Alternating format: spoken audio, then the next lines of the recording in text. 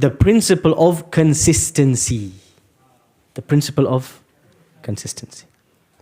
The Prophet ﷺ says in famous hadith, أَحَبُّ الْأَعْمَالِ إِلَى اللَّهِ أَدْوَمُهَا وَإِنْ قَلَّ. The most beloved deeds to Allah are consistent even if they are small. One day, Alqama radiallahu anhu, he asks Aisha radiallahu anha, the Prophet's wife, he says, Ya al-Mu'mineen, O mother of the believers, كيف كان عمل رسول الله صلى الله عليه وسلم? What was the Prophet's deeds like? His actions, what did they look like?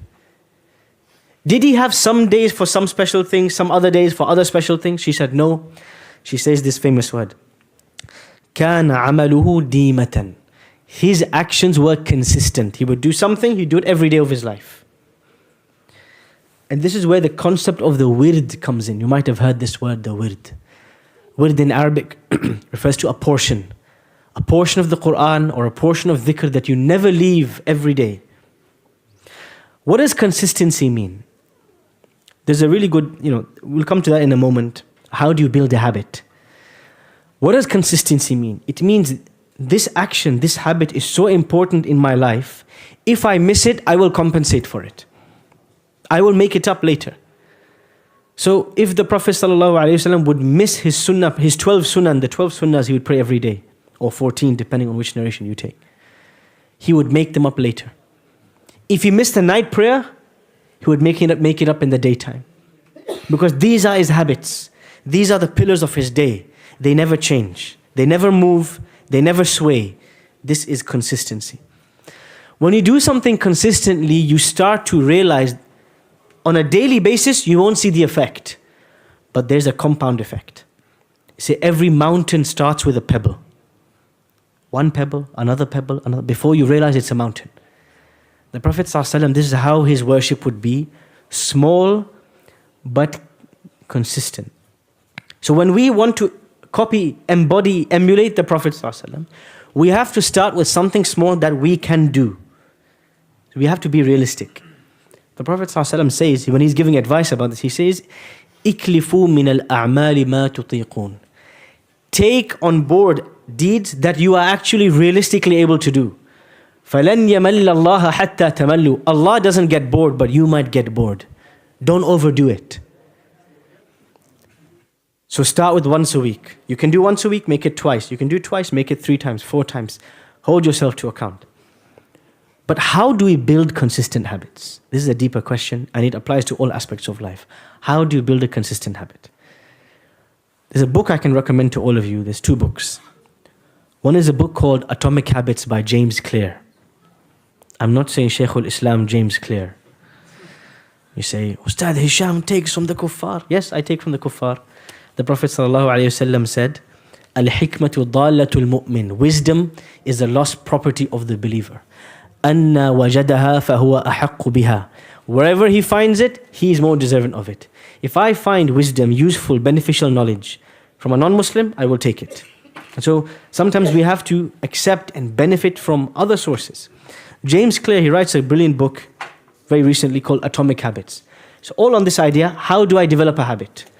How do I make something from a deed once in a while? We've all tried it. Ramadan, everybody has the habit of Quran. After Ramadan, it's gone. It evaporates. The most effective way to build a habit is to create a sense of accountability. I'll give you a simple example. Everyone says, I want to memorize the Quran. I say, great. Pay a teacher, not a friend, pay somebody an amount every week. And let it be someone who you are scared of. You don't want to disappoint them. You respect. And make a fixed weekly time when you have to meet them. And give strict rules to yourself. Say, look, teacher, if I come 10 minutes late, cancel the lesson and make me still pay for it. If I miss 4 lessons in a row, never talk to me again. Tell me to get lost, finish. Creating this accountability, consequences, punishment if you miss it, weekly time, creating this whole system, this will force you to turn up every week. Even if you are the laziest person in the world, you will turn up because you're scared of the consequences. This is an example. What about the night prayer? How can I create a system for the night prayer? One of the ways to do this is the power of jama'ah.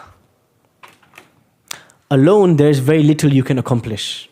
But when we do things in groups, we're able to accomplish much more. You create a WhatsApp group. It's called the Qiyamul Layl crew, the A team, the Muzammil team, whatever you want. Be creative. What's the deal of this group? All of us are going to choose one night in the week to pray Qiyamul Layl, the night prayer. And if we all succeed in doing so, there is a reward, a group reward. We will each pay £20 into this pot every month, and we will get a reward for all of us. Or we'll go out for a meal, or we'll have some celebration or something. But we have one goal only. We want to be the people. When everybody's asleep, we are standing. When everybody's laughing, we are crying. That we have this depth of connection to Allah. We are the people of the night prayer. You create this group. You create this accountability. Everybody is asking the other. You make pairs. You say, look, Ahmed, at 3 a.m., you have to ring me. And if I don't wake up, there is a consequence. I have to give £100 in charity the next day. If I don't wake up, there is some consequence on me. Ahmed rings you, you will be awake like there's no business. This is the reason why, if I give you a real life example, this is the reason why many people, they will not wake up for Fajr. 1 hour later, they'll be up at 8 a.m. for work. Why? What's the difference? Allah and your boss. Why we would wake up for our boss, but we're not waking up for Allah? Because there's accountability. We don't wake up at 8 for our boss, we lose the paycheck. We lose our career, we lose our job, we're seen as unprofessional. Maybe they'll strike us off, maybe they'll give us a slap on the wrist. So scared of the consequence, everybody's up at 8 a.m. Look at the rush hour traffic at 8 a.m. Look at the rush hour traffic at Fajr time. There's no rush hour because there's no accountability in this world. Create some if you do not have the fear of Allah, the love of Allah, that engine to move you to pray at night, create a system that will force you. A friend, a partner, a teacher, a group, something that will force you to worship Allah. Whether it's reading a page a day of the Quran, whether it's praying the night prayer, creating a system where somebody else is going to hold you to account, this is what will help you succeed. And if it's learning Arabic or recitation of the Quran, or a daily dua, or adhkar, it always helps to do it in a group. It always helps to have a teacher, somebody you fear, somebody you respect. There are parts of the world in which this system has worked wonders. For example, Morocco. In Morocco, many of the masajid, every day at Fajr and Maghrib, they read one hizb of the Quran together. That's half a juz. So every day, all you need to do is turn up. You turn up, you sit down, 20 minutes you leave, you've read 10 pages of the Quran.